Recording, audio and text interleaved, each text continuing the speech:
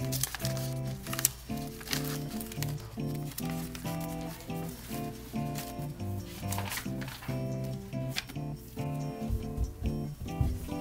you doing? Waiting for you to stop touching me? No, seriously. Oh, I'm trying to finish this project for Connection. We're focusing on the Arctic, and I picked Inuit mythology. So what's an Inuit? It's like an Eskimo, right?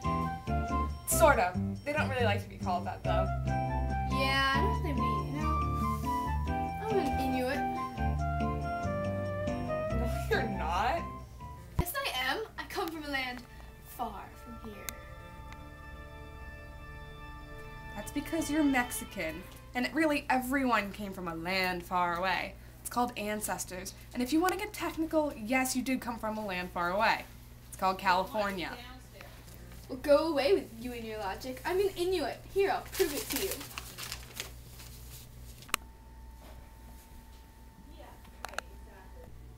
Alright, here we go. I will tell you a myth from my people. A myth entitled Kwanzalilipalaka. That says Kualapaluk. You Americans always butcher the Inuit language. Now, as I was saying before I was so rudely interrupted,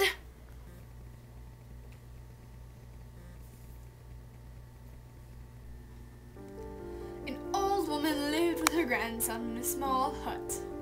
As they had no kinsmen, they were very poor. A few Inuit took pity on them and brought them seal's meat and blubber for their lamp. Once upon a time, they were very hungry, and the boy cried. The grandmother told him to be quiet, but as he did not obey, she became angry and called Qualapulik to come and take him away. He entered at once, and the woman put the boy into the large hood, in which he disappeared almost immediately.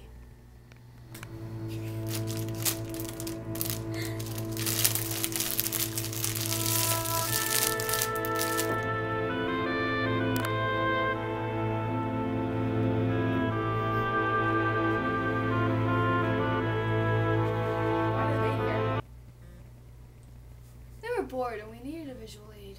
Huh, okay. Continue. Later on, the Inuit were more successful in sealing and they had an abundance of meat. Then the grandmother was sorry that she had so rashly given the boy to Qualapulik and wished to see him back again. She lamented about it to the Inuit, and at length a man and his wife promised to help her.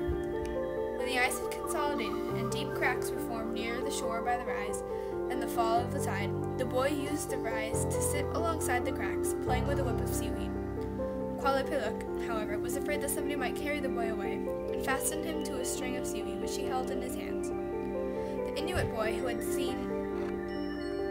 had seen the boy went toward him, but as soon as he saw them coming, he sang, "Two men are coming, one with a double jacket, the other with a foxskin jacket.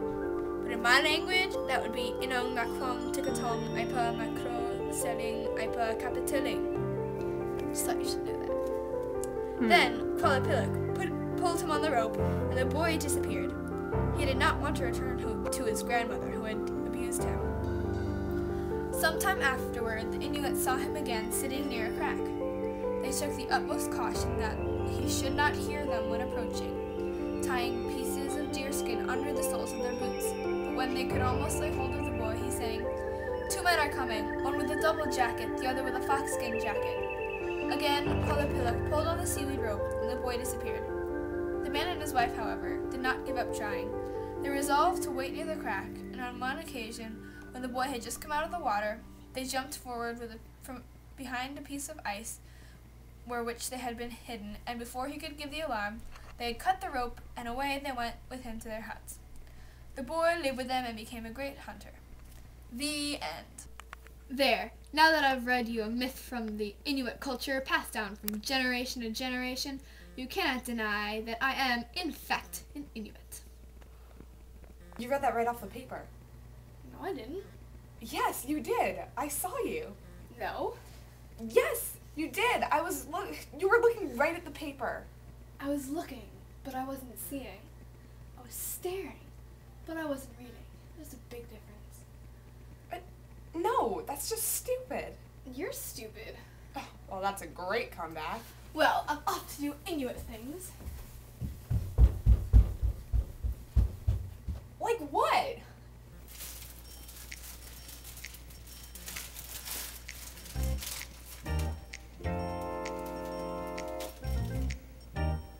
Inuit things, huh?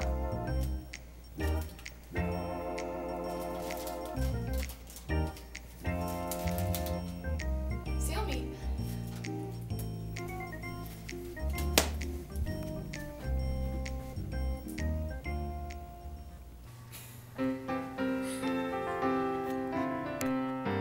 Hi, I'm Alex, and you just heard my lovely friend Haley tell you all a myth about the Quallapillock.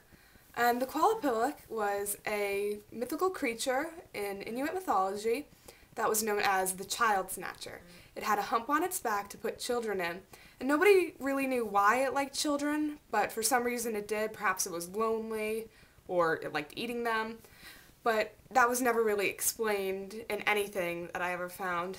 But in the research I found about this creature, it talked about how the Quallapillock would snatch children when they were playing on the beach alone or near the cracks, and that sometimes you could hear it underneath the water, knocking underneath. Now, what I think this means was this myth was made up from the fact that, well, obviously children were playing near the beach, and then all of a sudden they were missing, or they were near a crack and all of a sudden they fell in. So really, it was a myth designed and created to scare children away from playing near the cracks or alone on the beach, and if they heard cracking sounds underneath them, that they should try and get away from there because the ice is about to crack.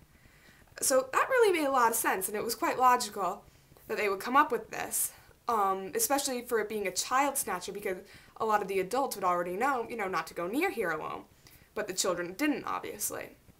So I thought that was a really cool myth, pretty logical, and that's basically why we had also my friend Chris having a hood on his back to act as his little pouch that we could put the child in.